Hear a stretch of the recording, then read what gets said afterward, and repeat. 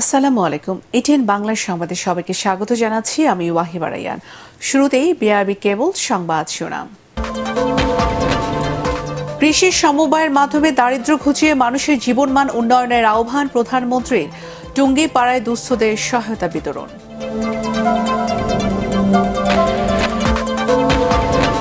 ডলারের দাম বৃদ্ধিতে জ্বালানি বিদ্যুৎ খাতে চাপ বাড়বে জানালেন বিদ্যুৎ প্রতিমন্ত্রী। প্রভাব পড়বে আমদানি ও পাওনা পরিশোধে।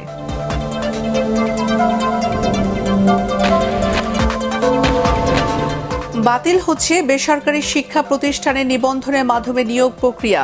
শিক্ষা এবং শিক্ষকের মান বাড়ানোর পরামর্শ গবেষকদের।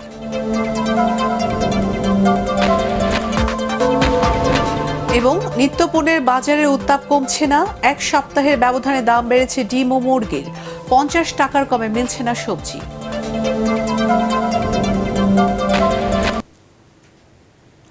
শুনছিলেন বিআরবি কেবল সংবাদ শিরোনাম। এখন বিস্তারিত সংবাদ। সমবায়ের ধারণা সারা দেশে ছড়িয়ে দেওয়ার আহ্বান জানিয়েছেন প্রধানমন্ত্রী শেখ হাসিনা। এর মাধ্যমে দারিদ্র্য ঘুচিয়ে দেশের মানুষের জীবন মান উন্নয়ন করা হবে বলে জানান তিনি। টুঙ্গিপাড়ায় আমার বাড়ি আমার খামার প্রকল্পের সদস্যদের সাথে মতবিনিময় ও দুস্থদের সহায়তা বিতরণ অনুষ্ঠানে এসব কথা বলেন তিনি। আনিসুর রহমান সোহাগের তোলার ছবিতে টুঙ্গিপাড়া থেকে আরও জানাচ্ছেন সৈয়দ রিয়াজ।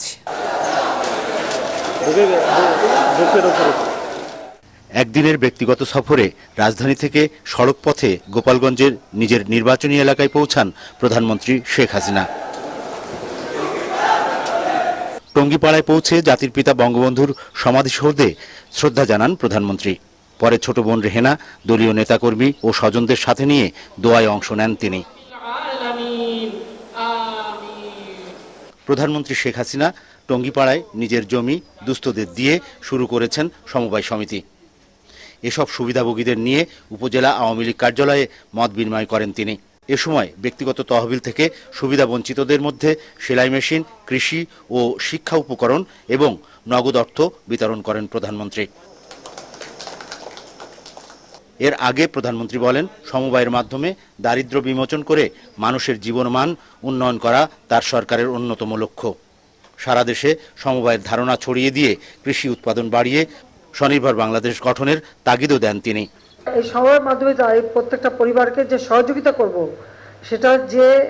সেটা থেকে যে উৎপাদন হবে, সে উৎপাদন থেকে কেউ যদি 100 টাকা জমাতে পারে, তাহলে সরকারের কাছ থেকে আরও 100 টাকা দেয়া হবে 2 বছরের জন্য। সেটা জমা হবে তার মূলধন হিসেবে। এবং আমি এর জন্য একটা ব্যাংক তৈরি করেছি, পল্লী সঞ্চয় ব্যাংক। এই পল্লী সঞ্চয় ব্যাংকে এটা থাকবে এবং পল্লী সঞ্চয় ব্যাংকের আস্তে আস্তে প্রকল্প থেকে যারা একটু স্বাবলম্বী হয়ে ওই পল্লী সঞ্চয় ব্যাংকেই তাদের টাকা থাকবে, সেটাই তার মূলধন হিসেবে তিনি যে ব্যবসা বাণিজ্য যেটাই করেন, হাঁস মুরগি পালন বা চাষ করা বা হাতে সেলাই করা, যে কাজ যে পারবে সেই কাজ করে ওই ব্যাংকের থেকেই টাকা নেবেন এবং কাজ করবেন, আবার ব্যাংকে লোন শোধ দেবেন। প্রত্যেকটা পরিবার যেন স্বাবলম্বী হয় এবং দারিদ্র্য থেকে মুক্তি পায়, সেটা লক্ষ্য রেখেই এই ক্ষুদ্র সঞ্চয়ের এই পরিকল্পনা আমি নেই এবং সেটা আমরা বাস্তবায়ন শুরু করি। দেশের সব শ্রেণী পেশার মানুষের উন্নয়নে তার সরকার কার্যকর পদক্ষেপ নিয়েছে উল্লেখ করে প্রধানমন্ত্রী বলেন, বয়স্ক এবং দুস্থদের জন্য পেনশন স্কিম চালুর সাথে সাথে যুবকদের উদ্যোক্তা হিসেবে গড়ে তোলার পরিকল্পনা নিয়েছে সরকার। সার্বজনীন পেনশন স্কিমও আমি এভাবে করেছি, যারা একটু অর্থশালী তারা 5,000 টাকা করে রাখতে পারবে প্রতি মাসে এবং 20 বছর বা 30 বছর বা 40 বছর পর থেকে কিন্তু এই পেনশনের টাকা তুলতে পারবেন। তাতে যারা বেশি টাকা রাখবেন একটু বেশি টাকাই তুলতে পারবেন, সেটাও দেওয়া আছে। আবার প্রবাসী যারা কাজ করে বিদেশে, তাদের জন্য একটা স্কিম আছে, তারাও সেখানে কেউ 2,000 টাকা বা 3,000 টাকা রাখতে পারে। কাজে এইভাবেই আমি শুধু বর্তমানে না, ভবিষ্যতে আমাদের মানুষের জীবন যাতে সুরক্ষিত থাকে এবং এই বয়স হয়ে গেলে কারোর উপর মুখোপেক্ষি যাতে না হতে হয়, তার জন্য এই ব্যবস্থা করেছি। 2041 সালের মধ্যে স্মার্ট বাংলাদেশ গড়ে তোলা হবে জানিয়ে সরকার প্রধান বলেন, সেদিন সফল সৈনিক হবে আজকের যুবকরা। সৈয়দ রিয়াজ, এটিএন বাংলা, টঙ্গিপাড়া, গোপালগঞ্জ। ডলারের দাম বৃদ্ধিতে জ্বালানি বিদ্যুৎ খাতে চাপ বাড়বে বলে মন্তব্য করেছেন বিদ্যুৎ ও জ্বালানি প্রতিমন্ত্রী নসরুল হামিদ। এতে প্রভাব পড়বে জ্বালানি আমদানি ও বিদ্যুৎ কেন্দ্রের পাওনা পরিশোধে। এছাড়া জ্বালানি আমদানির পর্যাপ্ত অর্থ পেলে গরমেও বিদ্যুৎ পরিস্থিতি স্বাভাবিক থাকবে বলে জানান প্রতিমন্ত্রী। ফজলে রাব্বির রিপোর্ট। বুধবার ডলারের দাম 110 টাকা থেকে বাড়িয়ে 1 লাফে 117 টাকা করেছে বাংলাদেশ ব্যাংক। আন্তর্জাতিক মুদ্রা তহবিল IMF এর শর্ত পূরণে ডলারের দামের এই বড় পরিবর্তনে রপ্তানি খাত সুবিধা পাবে বলে মনে করা হচ্ছে। তবে চাপ বাড়বে আমদানি খাতে। অর্থনীতির লাইফলাইন বিদ্যুৎ ও জ্বালানি খাত এখন অনেকটাই আমদানি নির্ভর। তাই ডলারের দাম বৃদ্ধির ফলে এ খাত বড় ধরনের চাপে পড়বে বলে মনে করেন বিদ্যুৎ ও জ্বালানি প্রতিমন্ত্রী। আমি মনে করি যে খুবই চাপ সৃষ্টি করবে। যারা এখন তেল কেনার জন্য আগে এলসি করে ফেলছে 110 টাকার হিসাবে, তাদেরটা গিয়ে আমাদের অ্যাডজাস্ট করতে হবে 117 টাকা। এখন তো নির্ধারিত হয়েছে ডলার, উপায় নাই, সেই জায়গাটা আমাদের ব্যবস্থা করতে হবে।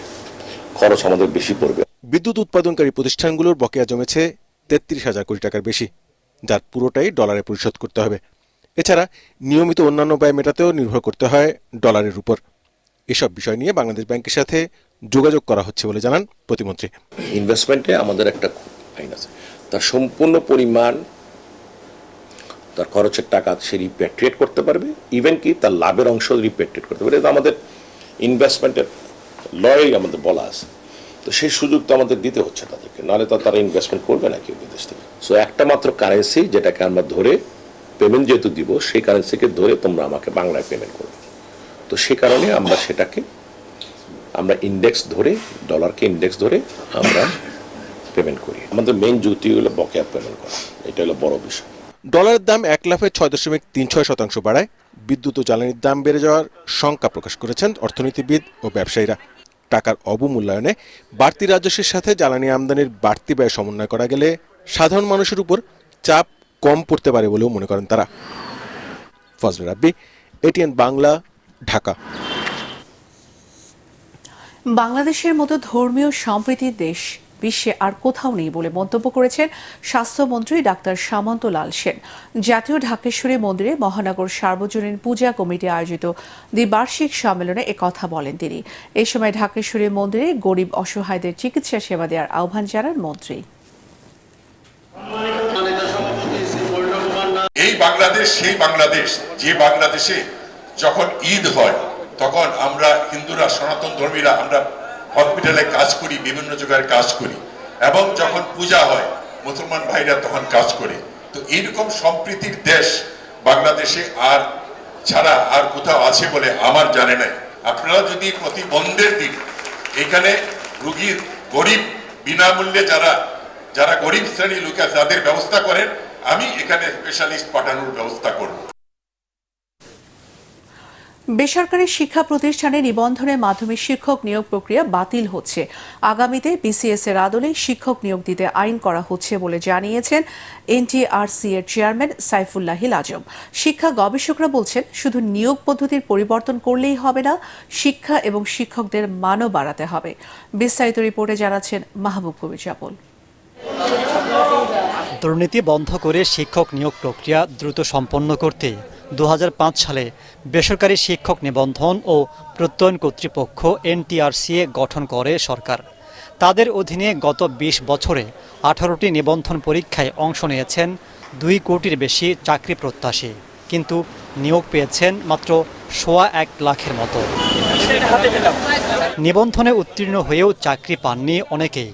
বছরের পর বছর ধরে চলছে আন্দোলন, মামলা, মোকদ্দমা। তাই এ পদ্ধতি বাতিল করতে যাচ্ছে শিক্ষা মন্ত্রণালয়।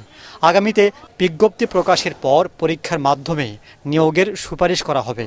এজন্য পাবলিক সার্ভিস কমিশনের মতো একটি কমিশন গঠন করা হবে। বাংলাদেশ পাবলিক সার্ভিস কমিশন যেভাবে পরীক্ষা নেন, পরীক্ষা নেওয়ার যে সুপারিশ করেন, আমাদের সুপারিশের বাইরে আমাদের সুপারিশটা নিয়োগ হিসেবে হয়।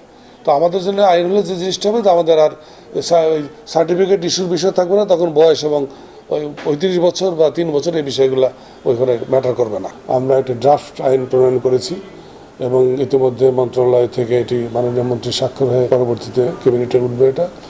তো এই আইনটা হলো যে অ্যানোমালিগুলো ছিল, আমি বিশ্বাস করি যে এই সমস্যাগুলো যেগুলো সৃষ্টি হয়েছে সেই জিনিসগুলো থাকবে বলে আমি মনে করি না। শিক্ষক নিয়োগ প্রক্রিয়া সহজ করার পাশাপাশি এই পেশায় সুযোগ সুবিধা ও মর্যাদা বাড়ানোর পরামর্শ গবেষকদের। শিক্ষকদের নিয়োগ প্রক্রিয়াটি দ্রুত, স্বচ্ছ, তারপরে আপনার মেধাভিত্তিক এবং দলমত নির্বিশেষে যোগ্যতম প্রার্থীকে যদি বিদ্যালয়গুলোতে নিয়োগের নিশ্চয়তা না দেওয়া যায়, তাহলে কিন্তু যে প্রক্রিয়াই হোক, সেটা বিসিএস হোক, সেটা এনটিআরসি এর চলমান প্রক্রিয়াই হোক, তাহলেও শিক্ষা প্রতিষ্ঠানের শিক্ষার গুণগত পরিবর্তন আনাটা কিন্তু দুরূহ। মেধাবী শিক্ষার্থীদেরকে যদি শিক্ষকতা পেশায় আকৃষ্ট করতে চাই, অবশ্যই শিক্ষকতা পেশার যে বর্তমান যে সীমাবদ্ধতাগুলো, যে বাস্তবতাগুলো, সেগুলোকে সমাধান করতে হবে। নতুন ক্যারিকুলামের ভালো ফল পেতে শিক্ষকদের প্রশিক্ষণ বাড়ানোরও পরামর্শ দিচ্ছেন গবেষকরা। মাহবুব কবির চপল, এটিএন বাংলা, ঢাকা। নিত্যপণ্যের ঊর্ধ্বমুখী দামে বাজার থেকে নাকাল হয়ে ফিরছেন সাধারণ মানুষ। কেজিতে 40 টাকা বেড়ে কাঁচামরিচ বিক্রি করছে 120 টাকায়, আর এক দফা বেড়েছে পেঁপে, রসুন ও পেঁয়াজের দাম। দু একটি বাদে কোনো সবজি 50 টাকার কমে পাওয়া যাচ্ছে না। এদিকে সপ্তাহের ব্যবধানেই ডিম ডজনে বেড়েছে 20 টাকা ও ব্রয়লার মুরগি কেজিতে 10 টাকা বেড়ে 210 টাকায় বিক্রি হচ্ছে। মুশফিকুর রহমানের রিপোর্ট। খুব চাপে পড়ে যাচ্ছে, আয় তো বাড়তেছে না, ইনকাম বাড়তেছে না, কিন্তু প্রতিটা জিনিসের দাম বাড়তি, মিলে না, বাজেট মিলে না। লম্বা লিস্ট নিয়ে বাজারে এলেও নিত্যপণ্যের ঊর্ধ্বগতিতে হিসাব মিলাতে হিমশিম খেতে হচ্ছে সাধারণ মানুষকে। বৃষ্টির কারণে গরমের তীব্রতা কিছুটা কমলেও কোনোভাবেই কমছে না বাজারের গরম। প্রায় প্রতিদিনই বাড়ছে জিনিসপত্রের দাম। হুট করে লাফিয়ে বাড়া পেঁপের দাম আরও 20 টাকা বেড়ে বিক্রি হচ্ছে 80 টাকায়। কয়েকদিনের বৃষ্টিতে ঝাল আরও বেড়ে গেছে কাঁচামরিচের। 80 টাকা থেকে বেড়ে বিক্রি হচ্ছে 120 টাকায়। কাঁচা কলা 40 টাকা, 20 টাকা কলা 40 আলি, আর কাঁচা পেঁপে 80 টাকা কেজি। ডিমের দাম বাড়তি, তরকারির দাম বাড়তি, সবকিছু। কাঁচামরিচ কিনলাম আজকে 140 টাকা কেজি। কমার নাম নেই কোনো ধরনের সবজির দাম। আলু, পেঁয়াজ, রসুনে বাজার সয়লাভ। তবুও এসব পণ্যের দাম বেড়েছে কেজি প্রতি 5 থেকে 20 টাকা পর্যন্ত। আলু তো ছাড়ে না, এত দাম আটকাই রাখছে। মনে করেন একজনে 20,000 বস্তা আলু রাখছে, মনে করেন 2-3 জনের নামে। যদি ইন্ডিয়ান পেঁয়াজ বাংলাদেশে আসে, তাহলে হয়তো বা দেশি পেঁয়াজের বাজারটা কমবে। মাল আমদানি কম হইতাছে, আর বড় বড় পার্টিরা স্টক করতেছে মাল, এই কারণে মাল শর্ট হয়ে গেছে। এদিকে দাম বাড়ার প্রতিযোগিতায় ধারাবাহিকতা বজায় রয়েছে ডিম ও ব্রয়লার মুরগির বাজারে। হ্যাঁ, লালটা এখন 140 টাকা করে ডজন, আর সাদাটা 130 টাকা করে। গত সপ্তাহ থেকে 20 টাকা করে বাড়ছে ডজনে। এছাড়া মশলার দাম কিছুটা বাড়লেও আগের মতোই আছে তেলের বাজার। মুশফিকুর রহমান, এটিএন বাংলা, ঢাকা। উপজেলা নির্বাচনে নজিরবিহীন কম ভোট পড়ার ঘটনায় প্রমাণ হয় বাংলাদেশের মানুষ আওয়ামী লীগকে পুরোপুরি প্রত্যাখ্যান করেছে। এমন দাবি করে গণতন্ত্র মঞ্চ ও বিএনপি নেতারা বলেন, জোর করে ক্ষমতায় থাকতে গিয়ে পুরো নির্বাচনী ব্যবস্থাকে ধ্বংস করে দিয়েছে ক্ষমতাসীন দল ও নির্বাচন কমিশন। জাতীয় প্রেস ক্লাবের সামনে অবস্থান কর্মসূচিতে নাগরিক ঐক্যের সভাপতি মাহমুদুর রহমান মান্না দেশ ভয়াবহ অর্থনৈতিক সংকটের মুখে দাবি করে বলেন, সরকারের দুর্নীতি, লুটপাটি এর জন্য দায়ী। এই নির্লজ্জ বেহায়া কমিশন নির্বাচন দেখার জন্য রাশিয়ায় যায়, যেখানে নির্বাচনের ন বলতে কিছু নাই। মানুষ ভোট দিতে যায়নি। অল্প দিনের মধ্যেই দেখা গেল তথাকথিত ভোটে জেতার যে আনন্দ উৎসব, সেটা আর নাই। জিনিসের দাম যে সরকার কমাতে পারে না, বিদ্যুতের দাম কমাতে পারে না, বৈদেশিক ঋণের পরিমাণ এখন $100 বিলিয়ন বেশি। 3 মাস বিদেশ থেকে প্রয়োজনীয় জিনিস আমদানি করার টাকা নেই সরকারের কাছে। 3 মাসের পরে থাকবে কি? বাংলাদেশে পরবর্তী মার্কিন রাষ্ট্রদূত হিসেবে ডেভিড স্লেটন মিলকে মনোনীত করেছেন মার্কিন প্রেসিডেন্ট জো বাইডেন। স্থানীয় সময় বৃহস্পতিবার বাংলাদেশের পরবর্তী মার্কিন রাষ্ট্রদূত হিসেবে মিলকে বেছে নেন বাইডেন। মিলের মনোনয়নের চিঠি এরই মধ্যে সিনেটে পাঠানো হয়েছে। শুনানির পর সিনেট যোগ্য মনে করলেই চূড়ান্ত মনোনয়ন পাবেন তিনি। এরপর মিল ঢাকায় বর্তমান রাষ্ট্রদূত পিটার হাসের স্থলাভিষিক্ত হবেন। মিনিস্টার কাউন্সিল হিসেবে 1992 সালে ফরেন সার্ভিসে যোগ দেন মিল। ঢাকায় যুক্তরাষ্ট্র দূতাবাসের ডেপুটি চিফ অফ মিশন ছাড়াও মার্কিন যুক্তরাষ্ট্রের অর্থনৈতিক বিষয়ক উপদেষ্টার মতো গুরুত্বপূর্ণ পদে কাজ করেছেন তিনি। বর্তমানে বেইজিংয়ের মার্কিন রাষ্ট্রদূতের দূতাবাসে ডেপুটি চিফ অফ মিশনের দায়িত্ব পালন করছেন। দলিল করে দেয়া বাড়ি ও জমির মালিকানা ফেরত পেতে পালক বাবা ও খালার একাধিক মিথ্যা মামলায় হয়রানির শিকার ইকবাল শামস নামের এক যুবক। ক্রাইম রিপোর্টার্স অ্যাসোসিয়েশনে আয়োজিত সংবাদ সম্মেলনে ভুক্তভোগীর পরিবার জানায়, একাধিক মামলা ও মানসিক নির্যাতন করে নিজের নামের বাড়ি থেকে বের করতে চাপ দেয়া হচ্ছে তাকে। মনির হোসেন তপু রিপোর্ট। বাসিন্দা নিঃসন্তান দম্পতি AKM শামসুল হক ও মাহমুদা হক 1978 সালে 7 দিনের এক শিশু সন্তানকে পালক নেন। 2003 সালে পালক মা মাহমুদা হক মারা যাওয়ার পর ইকবালকে অস্বীকার করে পালক বাবা AKM শামসুল হক দ্বিতীয় বিয়ে করেন। ইকবালকে দলিল করে দেয়া মিরপুরের বাড়ির 3টি ফ্লোর ফেরত পেতে দেওয়ানি মামলা করে পালক বাবা। একই সাথে মার নামে থাকা মিরপুরের রূপনগরের 2 কাঠা জমিও ইকবালকে দিয়ে দলিল করিয়ে বিক্রি করে দেয় পালক বাবা। শারীরিক, মানসিক এবং অর্থনৈতিক আমাকে ওরা ধ্বংস করে দিছে। এখন আমার এতগুলো মামলা চালানোর মতো কোনো টাকা পয়সা নাই। আমার সন্তানরা বাইরে বেরোতে পারে না। সার্টিফিকেটটা তোলেন ওর বাবা এবং ছেলের সঙ্গে জমিটা মুক্তনামা দলিল করে বিক্রি করেন। মিথ্যা মামলাগুলো প্রত্যাহার করে সুষ্ঠু ও ন্যায় বিচারের দাবি জানিয়েছেন ভুক্তভোগীর পরিবার। একই সাথে ইকবাল শামসের প্রকৃত বাবা মার সন্ধান খুঁজছেন তারা। নিয়মিত এলাকার ছেলে মেয়ে দিয়ে আমাদেরকে হুমকি দিয়ে যায় বাড়ি ছাড়ার জন্য। আমার স্বামীর দাড়ি টুপি আছে, এটা কি তার অপরাধ? সে এত হেয় হয়ে গেছে, তার আসলে বাঁচা না বাঁচার শামিল হয়ে গেছে জীবনটা। শামসুল হকের প্রথম স্ত্রী মারা যাওয়ার পর দ্বিতীয় বিয়ে করার পরেই মূলত সন্তান ইকবাল শামসকে একের পর এক নির্যাতনের শিকার হতে হয়। 1 মাসের বেশি সময় ধরে ইকবাল এখন কারাগারে রয়েছে। মনির হোসেন তপু, ATN বাংলা, ঢাকা। চট্টগ্রামের পতেঙ্গায় কর্ণফুলী নদীতে বিধ্বস্ত বিমান বাহিনীর প্রশিক্ষণ বিমানে নিহত পাইলট অসীম জাওয়াদের নামাজে জানাজা শেষে তার মরদেহ নিয়ে মানিকগঞ্জে গ্রামের বাড়িতে নিয়ে যাওয়া হয়েছে। সেখানে বাদ জুমা তার তৃতীয় জানাজা শেষে তাকে দাফন করা হবে। সকালে চট্টগ্রামে তার প্রথম জানাজা ও দ্বিতীয় জানাজা ঢাকা সেনানিবাসের BAF বেস বাসারে অনুষ্ঠিত হয়। এই সময় সেনা, নৌ ও বিমান বাহিনীর প্রধানের পক্ষ থেকে তার প্রতি শ্রদ্ধা জানানো হয়। এদিকে পাইলট অসীম জাওয়াদের মানিকগঞ্জ সদর উপজেলার পশ্চিম দাসরা গ্রামের বাড়িতে চলছে শোকের মাতম। নিহতের মামা সাংবাদিক সুরুজ খান জানান, পরিবারের একমাত্র সন্তান অসীম জাওয়াদ মেধাবী ছাত্র ছিলেন। মৃত্যুর খবরে তার মা পাগল প্রায়। এলাকাবাসীর মাঝেও শোকের ছায়া নেমে এসেছে। স্ত্রী ও 2 সন্তানের জনক অসীম জাওয়াদ। এখন আল রাফা ইসলামী ব্যাংক অর্থ সংবাদ।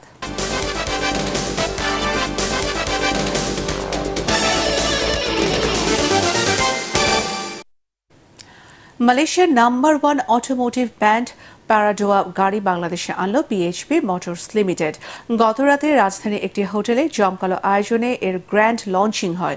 প্রাথমিক অবস্থায় এই ব্র্যান্ডের গাড়ির 4টি মডেল সবার সামনে উন্মোচন করেছে PHP মোটরস। বাংলাদেশের বাজারে এই গাড়ির ব্যাপক চাহিদা রয়েছে বলে জানিয়েছে কর্তৃপক্ষ। মনির হোসেন তপুর আরও একটি রিপোর্ট। আবারও PHP গ্রুপের বিশেষ চমক। যুগের সাথে তাল মিলিয়ে অত্যাধুনিক সব ফিচার নিয়ে মালয়েশিয়ার নাম্বার 1 গাড়ির ব্র্যান্ড প্যারাডোয়া এখন বাংলাদেশের রাস্তায়। প্রতীক্ষার পালা শেষ করে বাংলাদেশের বাজারে যাত্রা শুরু করলো মালয়েশিয়ার সবচেয়ে জনপ্রিয় গাড়ির ব্র্যান্ড প্যারাডোয়া। এখন আর রিকন্ডিশন নয়, সাধ্যের মধ্যেই ব্র্যান্ড নিউ গাড়ির স্বাদ পাবেন ক্রেতারা। গাড়ি প্রেমীদের জন্য প্যারাডোয়ায় থাকছে অত্যাধুনিক সব ফিচার। গ্র্যান্ড লঞ্চিং অনুষ্ঠানে এই ব্র্যান্ডের 4টি মডেলের পর্দা উন্মোচন করে PHP motors limited. We have also established a proper 3S center in Dhaka where our customers will be able to buy their desired vehicles and also get spare parts and after sale service. And we also have a 3S center in Chittagong as well. মানবতা, নৈতিকতা এবং spirituality যোগ হয়, আধ্যাত্মিকতা, তখন এটাকে বলে success. এবং সুফি মিজান হচ্ছেন এর একদম জলজ্যান্ত প্রমাণ এবং উদাহরণ। বিভিন্ন সেক্টরে সর্বোচ্চ মানের পণ্য ও সেবা দিয়ে আসছে PHP ফ্যামিলি। প্রতিষ্ঠানটির চেয়ারম্যান সুফি মোহাম্মদ মিজানুর রহমান বলেন, দেশের অর্থনীতিতে ভূমিকা রাখার জন্য সবার আগে দরকার দেশপ্রেম ও সততা। যতদিন পর্যন্ত মানব ইতিহাস, মানব সভ্যতা পরিপূর্ণতা লাভ করতে পারবে না, যতদিন পর্যন্ত আমরা প্রত্যেকটা মানব গোষ্ঠীর মানব সন্তানকে আমি মানুষ হিসেবে ভালোবাসি সম্মান করতে পারবো না ততদিন পর্যন্ত হিউম্যান সিভিলাইজেশন পূর্ণতা লাভ করতে পারবে না। পিএইচপি মোটরসের নতুন এই ব্র্যান্ডের গাড়ি রিকন্ডিশন গাড়ির চেয়ে পরিবেশ বান্ধব ও জ্বালানি সাশ্রয় হওয়ায় এর চাহিদা আরও বাড়বে বলে জানান শিক্ষামন্ত্রী। It should hurt our ego to buy reconditioned cars. We should be buying brand new if we are to buy. অনুষ্ঠানে এটিএন বাংলা সহ দেশের শীর্ষ গণমাধ্যমের ঊর্ধ্বতন কর্মকর্তা, ব্যবসায়ী, শিক্ষাবিদ সহ বিশিষ্টজনরা উপস্থিত ছিলেন। মনির হোসেন তপু, এটিএন বাংলা, ঢাকা। এখন পার্টেক্স খেলার খবর।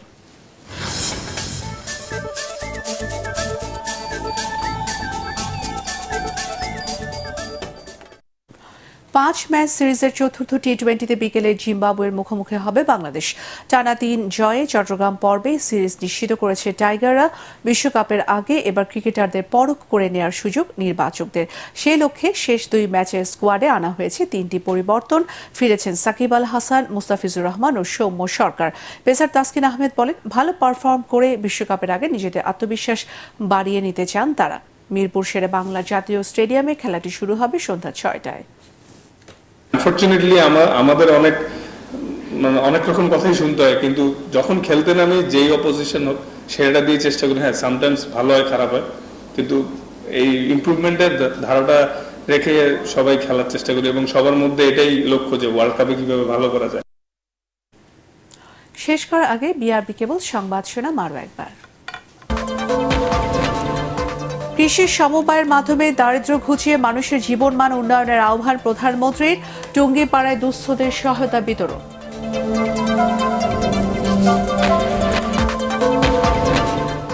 ডলারের দাম বৃদ্ধিতে জ্বালানি বিদ্যুৎ খাতে চাপ বাড়বে জানালেন বিদ্যুৎ প্রতিমন্ত্রী। প্রভাব পড়বে আমদানি ও পাওনা পরিশোধে।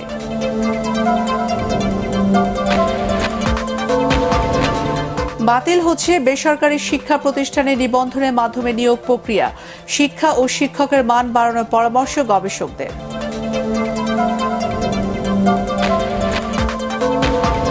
এবং নিত্যপণ্যের বাজারের উত্তাপ কমছে না। 1 সপ্তাহের ব্যবধানে দাম বেড়েছে ডিম ও মুরগির। 50 টাকার কমে মিলছে না সবজি।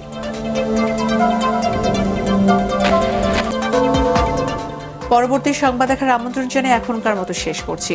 এটিএন বাংলার সংবাদ ইউটিউবে দেখতে ব্রাউজ করুন youtube/ATN Bangla News। ধন্যবাদ।